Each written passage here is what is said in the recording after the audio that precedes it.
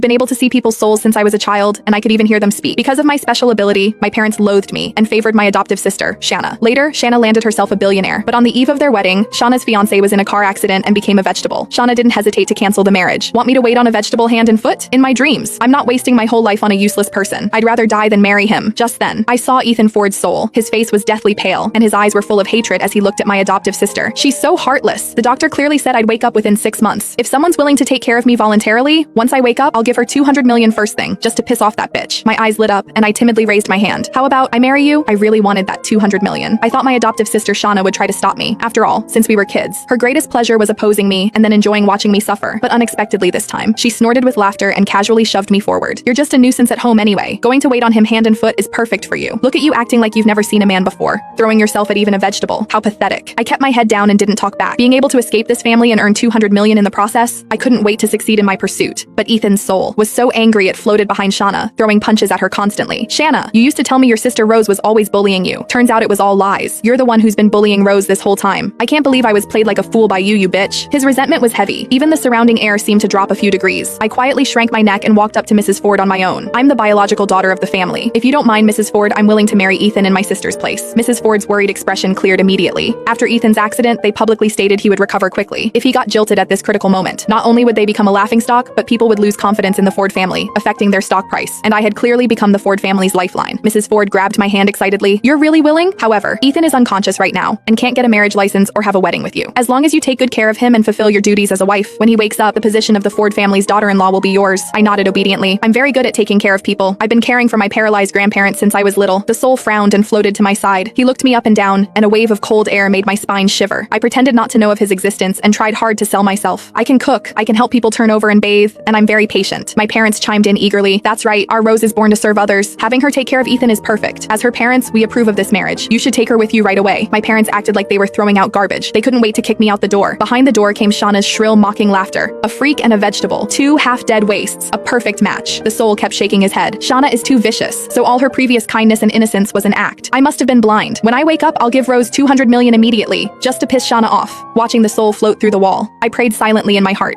That 200 million you promised. You better keep your word. Half an hour later, I saw Ethan himself in the special care ward. He was thin, covered in tubes, relying on machines to maintain his vital signs. Mrs. Ford wiped her tears sadly. He has a brain injury. Although the surgery was successful, he still needs time to recover. At the shortest, 6 months. At the longest, 3 years. We want to maintain the Ford family's dignity, but we also want to find him a companion. Shauna should think about it. We can afford professional nurses, so why would we need her to do menial work? What Mrs. Ford meant was, for a vegetative patient to wake up, they need strong emotional companionship. Ideally, someone should talk to him every day, keeping